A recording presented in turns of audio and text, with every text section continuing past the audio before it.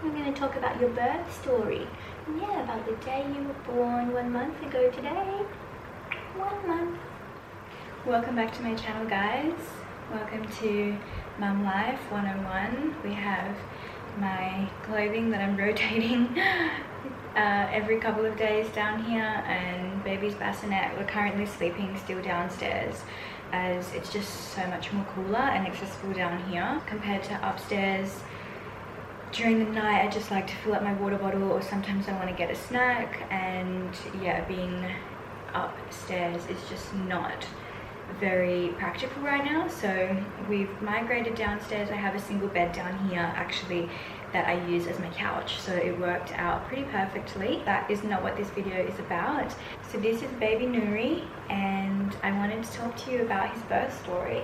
So yeah, where to begin? So Nuri was born here in Australia in Cairns, where I live, on the 21st of August 22.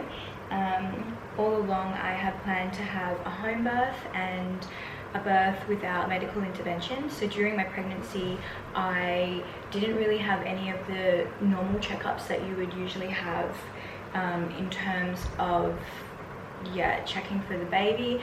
I did a couple of ultrasounds and one blood test when I was very early on, when I first found out I was pregnant.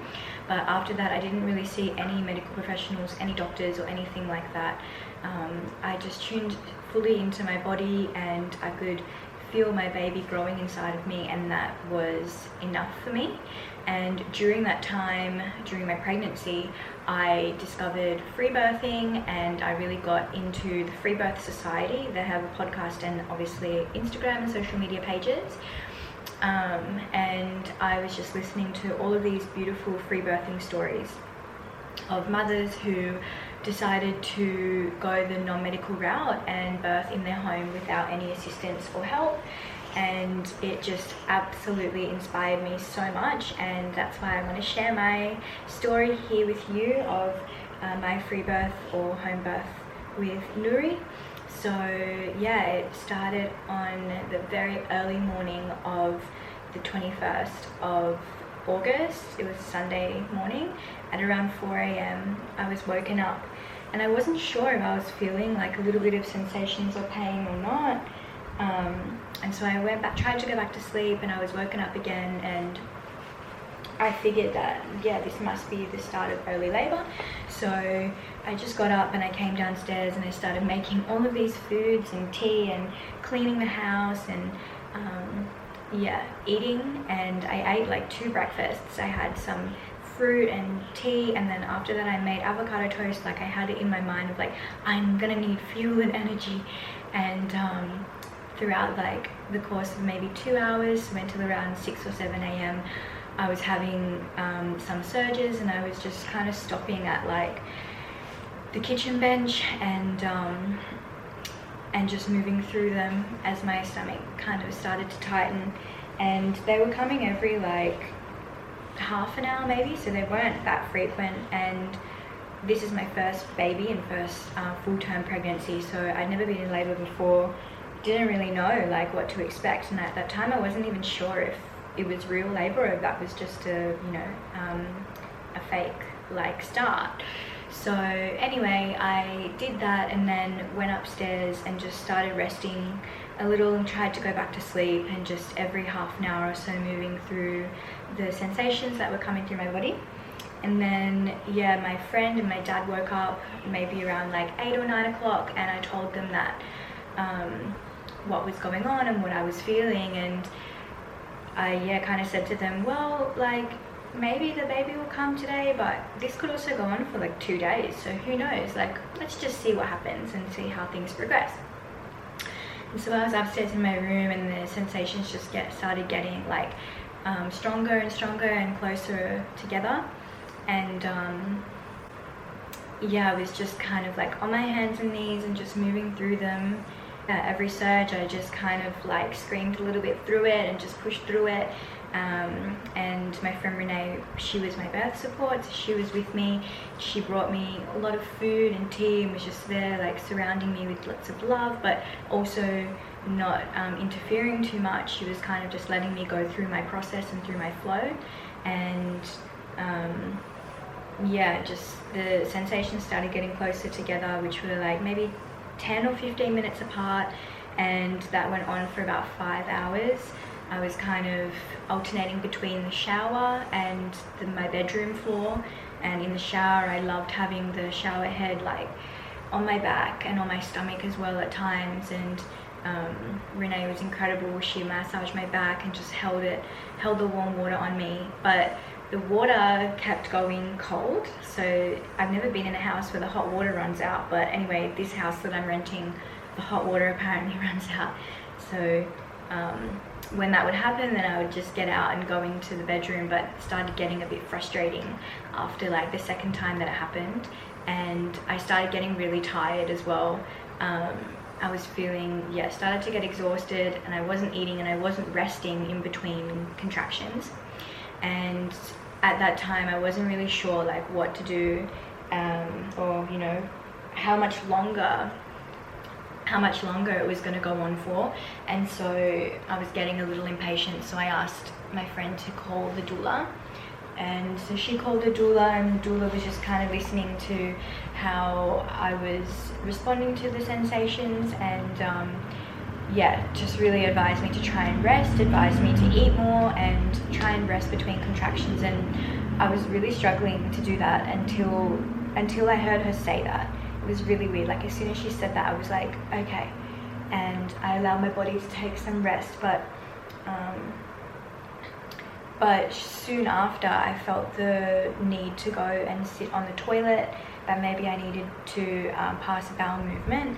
And as soon as I went and sat on that toilet, like my whole body just felt like this sign of relief, because all of the pressure was taken off my legs. As I mentioned, I was on my hands and knees for like, it would have been like 5 or 6 hours on my hands and knees, and then in the shower, and my hips and my legs were just so tired. My body was getting exhausted. So sitting on the toilet just was like this gorgeous, calm feeling. And yeah, Renee brought in my essential oil diffuser from the bedroom, and I have my beautiful music playing, which I made my own Spotify playlist that I can link down below if you would like to listen to it. It's such a beautiful mix of so many different genres and beautiful medicine music, and really helped me through my pregnancy, and now even postpartum we listen to it all the time. I feel like it's a playlist we'll listen to forever. Anyway, sat on the toilet, and this is where things got interesting and incredible. I was feeling low pain, and at that moment I realized and I remembered that I actually don't need to feel so much pain, and I don't need to be focusing on this pain, and that this birth can be beautiful, and it will be beautiful, and it will be just as it needs to be, and I have to trust my body, and also I don't have to do this alone. And when I was feeling into that, I started to breathe through the sensations. So each time a contraction would come, I would just take a deep breath in and then a longer breath out, and suddenly the surges just became painless. And at that time I went into a deep meditation, still sitting on the toilet. I was sitting back, just leaning back on it, and I just fully transcended up into heaven, would you say? I don't know, into another realm where I was greeted by my mum and my grandma, who have both passed away. And I just remember, going up, and as soon as I reached that level, they were just standing there, and they both just held either one of my hands, and we had a short moment of they were smiling from ear to ear, and they were so happy to see me. And I just asked them, please, can you help me to bring my baby down, and can you walk with me, can you be with me on this journey, and don't leave me, and just help me bring my baby down, because I'm so exhausted, and I need you.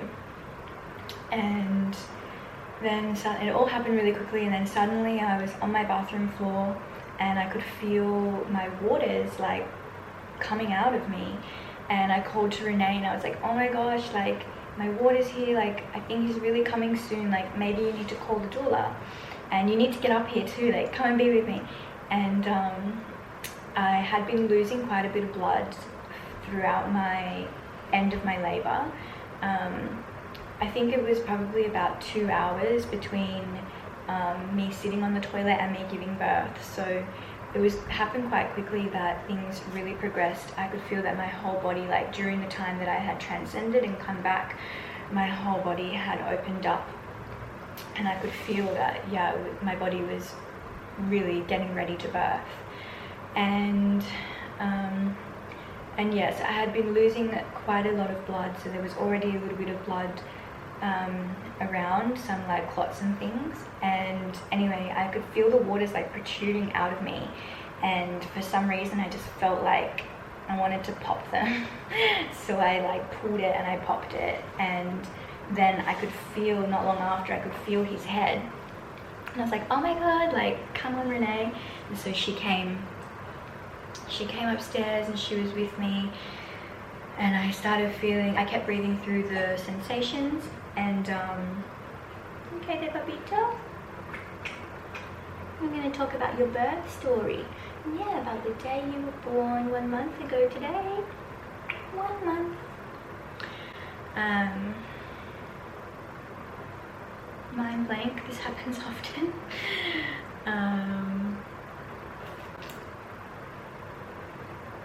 Yeah, and so my body had opened up incredibly a lot, and I started feeling like I wanted to push, but I didn't want to. Like, I knew that I didn't have to, and I knew that if I kept breathing through these sensations, that my baby would come down naturally in his own time and my body would expel him out.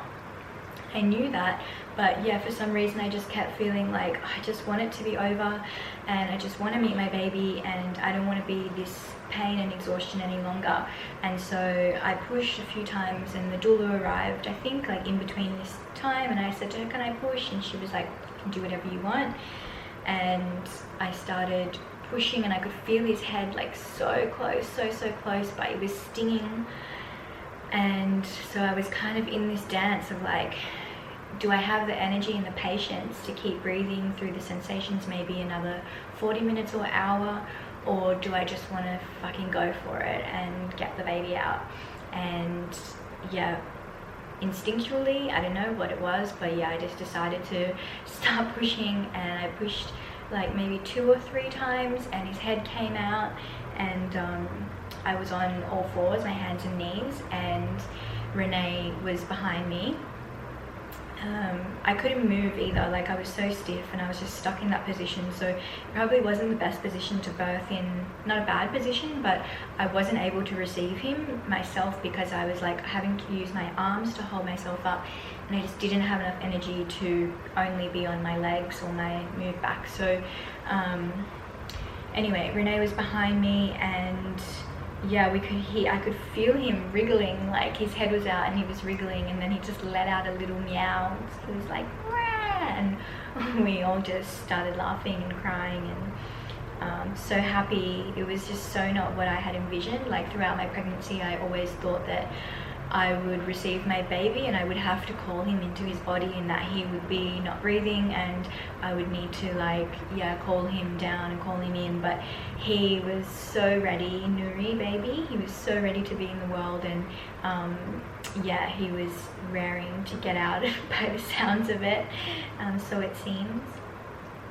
And anyway, so yeah, a couple of moments later I pushed again, and Renee received him into her arms and passed him through my legs and through to me, and it was just the most gorgeous, expansive, incredible, just magical moment I've ever experienced. And I think for all of us, the room just went silent, and he was just so calm and content, and he didn't cry, I don't think, because I remember he hardly cried. And he was just happy with us and just looking at us, so alert and just staring at us. And yeah, just the most beautiful thing to be able to birth my baby and not have anyone tell me what to do, or yeah, not have anyone telling me what to do or advising me on when to do things. no one taking him away. We were just in our own time on the bathroom floor, surrounded by candles and our beautiful music, and love and peace and calm, just as it should be. And yeah, not long after, he took to the breast and he was breastfeeding, he was just sucking, and that all happened incredibly naturally. He had a strong latch right from the beginning, and yeah, not long after that, my doula suggested that I should try and birth the placenta, so maybe like half an hour later or something, as my energy was really depleting at this point. I was still losing blood, and yeah, she wanted me to just birth that placenta so that I could then get up and get into bed and get comfortable and start to replenish.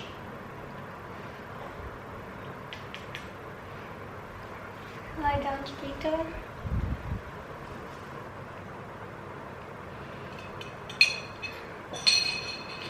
Okay, we're back, and it's likely gonna be a bit of a different angle, but Nuri's just chilling. You happy there, Babito? Yeah, so where were we? Birthing the placenta. Yeah, so basically I just sat over, like I had like a silver kind of mixing bowl, and I just squatted over it while we were holding Nuri. Obviously the umbilical cord's still attached, so I just squatted over that, and that did take some time to release for me. I was just so exhausted, and I don't know why, but yeah, I was kind of still holding on to it. It took maybe, yeah, another 20 minutes or half an hour and released that, and it felt so good. And yeah, we brought the placenta with Nuri, and I had a shower and got cleaned up and got into bed. And my body kind of, at that time, once I like laid down and relaxed, my body kind of went into a state of shock, I think, after everything that I had just experienced and all of the adrenaline that was running through my body. I started getting like tingling in my feet and legs, and yeah, just kind of almost feeling like I was going to pass out a little bit. I think that also had to do with just being so tired from birthing. But yeah, my doula Chelsea and Renee were there to support me and care, and my dad went and got us some takeaway food, and I just laid in bed and ate Thai food and a bunch of other things. They were bringing me frozen grapes and feeding me kiwi by the spoon and coconut water. I had a lot of really replenishing fresh things, mango and yeah, protein bar. They were just feeding me everything that we had, basically, that was going to give me some vitality and some energy. And then Chelsea gave me some herbs, a bunch of things to help with the bleeding, and with, yeah, just overall healing of the body, I think. Hello, Babito. You're so cutie, aren't you? You're so cutie, aren't you? He's just looking up at me. I don't know if you can see him. Sorry, all of my videos might likely be like this, distracted and talking baby language. But yeah, anyway, so after about 2 hours we decided to release him from his placenta and umbilical cord. So I just let the doula cut the cord after he had received all of his nourishment, all of the excess blood that he needed to, and we felt ready to release him from that. We did, and then got him dressed and cozy and warm, and that was basically the birth of Nuri. We stayed in bed for a week after that, a week and a half probably after that, just cuddling and loving and feeding and eating. Yeah, no one intervening, no one telling me what to do. It was just totally us in our flow, and me following my intuition, and it's everything that I could have asked for, everything that I dreamt of and that I envisioned during my pregnancy. And I'm just, yeah, I feel so blessed and so happy and grateful that that I had the courage to go through with it, because I know that it isn't such a normal thing. And throughout my pregnancy I had so many people shocked and astounded and worried and asking me about what if I needed medical intervention, or how am I going to do it on my own, or blah blah blah. A lot of questions and a lot of fear and a lot of a lot of just, I guess, untrust within me. And I really had to just release those people's fear and judgment of me and of my choice, and be sure within my choices. And I was sure within my choices, and we did it. I was absolutely in trust of myself and my body, my baby, and we did it. I birthed my baby at home alone, with two support people, and he is beautifully well and perfect. He is everything I could have imagined him to be. He didn't have to have anyone poking or prodding or any bright lights or any of that. We just had we had the peace and grace to just heal and love and integrate at our own pace, fully at our own pace. And I'm so grateful for that, and the love and comfort of our own home.